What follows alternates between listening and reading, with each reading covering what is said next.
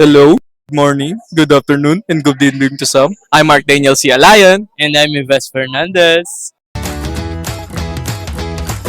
Dito, ngayon lang ulit ako makakasakay sa tren. Bata pa ako nung huli ako nakasakay nun eh. Ako, pangalawang beses na nung art up namin, nag-trending kami, galing na kami dyan. Loko na. Team SM. Makikita niyo yung biyahe namin papunta dun sa... Monumento yan guys, monumento. Ngayon, naglalakad na kami ngayon. Nagpa-video kami kay Nakera. Transition, sobrang smooth. Nakakapagod maglakad sa Manila pero worth it naman. Kita mo yung mga architecture. Marami siya. nang pinagdaanan yan. Yung bridge nila History ganun yan, pa rin eh, no? history. Yan, landscape.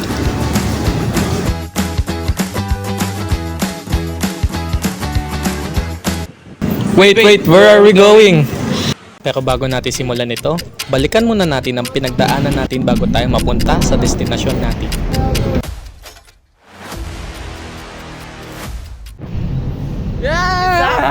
Sakto na to. Nararamdaman ko. Ang init! Maraming araw oh.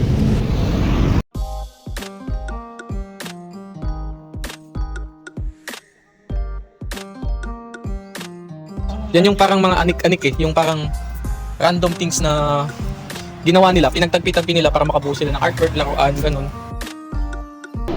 Ay, nakikita ako dun oh. Ayun oh. Okay lang yan, video lang. At least alam na dalawa tayo, matibad. Gege, lakad. Wala na dito eh. Sige. Hindi, sige maglakad ka lang. Ito yung sa ano na, sa pottery ng indigenous tribe, yung ganda art niya eh. techniques nila. May kita na naman nilang ano uniform yun. Tapos ito yung sa art, may kita nyo yung architecture yung sa gilid ng National Museum. Eh! Smooth transition. Damn. May Talagang kung ano mix yun. Makikita nyo pati yung ceiling, di ba ano? Ang uniform ng itsura. Ang ganda tignan. Nakaka-amaze. Pinag-isipan talaga.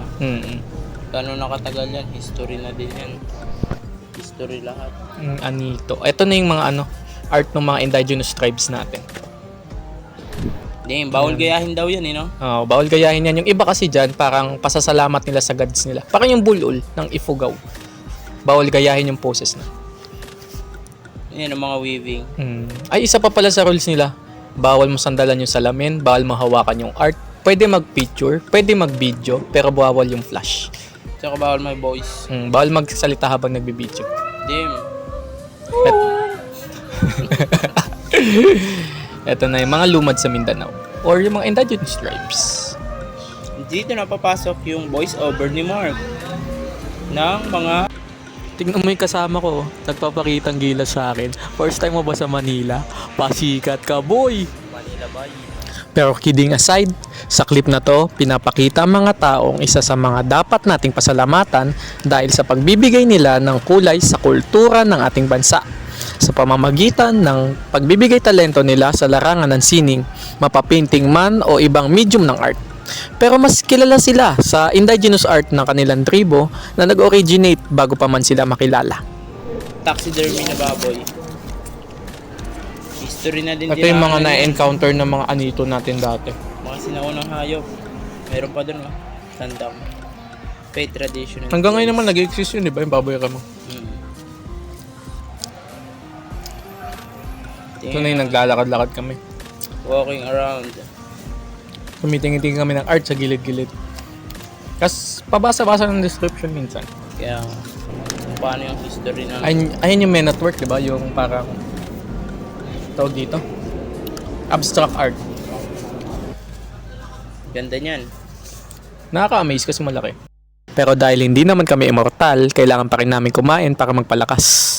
Dito sa video na to, pagod na kami at hinihintay na naman yung pagkain namin. So, yun nga yung mga kaganapan sa National Museum. At dahil sa mga nangyari, syempre nagutom din kami. Kain muna kami. Bye!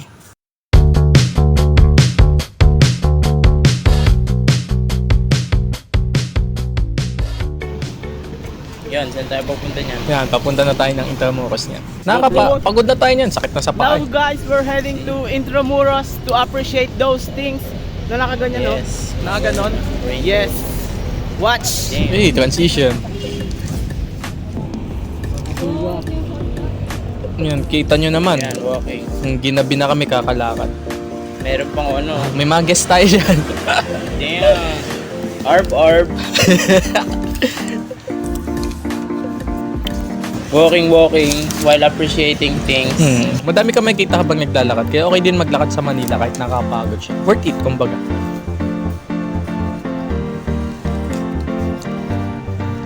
Madami nga lang. Na-urbanize na siya kaya madaming buildings. Pero kulang sa puno.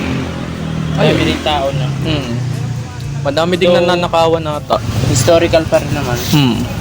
Na-preserve na maayos kahit papaano. Ay natin playmaker. Hindi ba yan?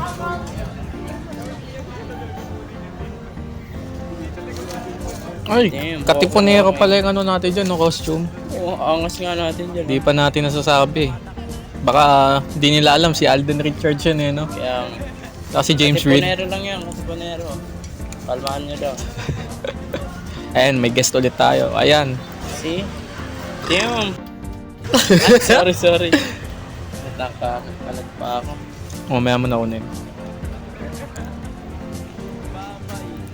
Tamang walk lang kasi sabi travel vlog eh. Ay no. So, ayan. Ayan, for example, sa makikita natin habang naglalakad tayo may mga art tayo makikita. Ito yung underground Underpass. sa Manila. underpass sa Manila. Madaming tao, siksikan, pero kung makikita nyo yung gilid niya, madami siyang art na nakalagay. Kaka-renovate lang niya kasi ng mga nakaraang taon, madumi dyan eh. Pero ngayon ang dami na ring art. History na din ang nagdaan dyan. Yung ano? Bundok? Ano nga yun? Basta yan, tingnan mo na lang sir. Ayun, gaya niya, no, may mural sa gilid. Boss, as in Ano ang tawag sa ano na yun? Yung bows ng cam. lahat. Ayun ang focus natin, no? Art up. Kalimutan ko. Freestanding. Ah, freestanding yung 3D. Pero pagkarahati na.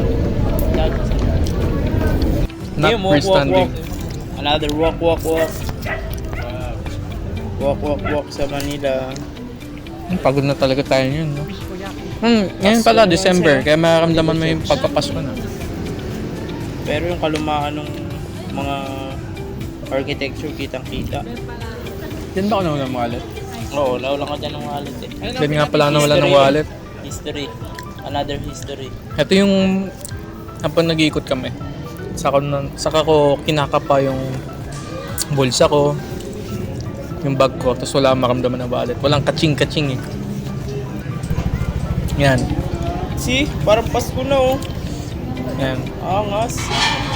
Damn.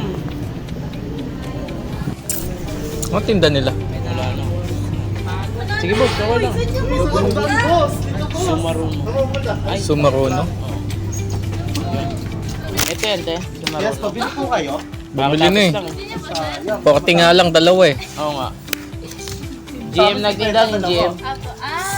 14 na lang daw dalawa. Abunuhan niya. Mayaman daw siya eh. Yes. Ay, nakamdam mo yung Bye. Pasko dito sa Intramuros. Kita nyo naman, di ba? Lahat ng puno may Christmas lights. Ay, eto. Pakinggan nyo yung ano ko dito. Yung commentary. Napaka-detail. Hindi, isa-isa pa yun. Mamaya pa. Ay, mamaya pa ba? Ano lang yan? Structure. Yan ay pinakita. reflection natin. Damn, ayan. Technical na. Go. According to something like that. So, may kita nyo naman, di ba? Yung mga pinuntahan namin, yung mga painting, na-preserve siya ng maayos doon sa National Museum. Pasalamatan natin yung artist at yung nag-aalaga ng lupa ng National Museum. Grabe nga yun. Hindi mo alam yung mga pinagdaanan nun. Kahit yung piece na lang na yun, no? Ay, no. Kita mo yun. Oras, taon ang ano, para mag-create siya ng history. Dahil Mga nga, pinagdaanan niya. dahil pinapreserve nga natin yung mga art na yon, dapat sumunod tayo sa rules ng ano, ng National Museum. Yung pwede nga mag-picture pero bawal ka mag-flash. Pwede ka mag-video pero bawal yung may salita. Bawal ka mag-vlog sa loob or mag-live. Para syempre, yung ibang tao mismo yung pupunta doon para malaman nila yung history ng bansa natin. Kaya yung mga pinagdaanan talaga yan, yung mga history. Yun ang pinaka-essence niyan. Ayan. Yung halaga ng mga nangyari Ay, sa gago mga yun, oras pala. at panahon na yun. Ito ba? Oh, minsan, alam mo, sa Ayun na. buhay, Papakinggan nyo na yung ano ko, pwede lang. detailed analysis ko ng building nila. Anong building yun? Limutan ko. Palacio Gobernador. Ito yung San Agustin Church. Ramdam mo na din yung Pasko dyan. At dito, ramdam mo ang pagiging Pilipino. damn, Sana natuwa kayo sa video kabog sa namin. dibdib. Bye!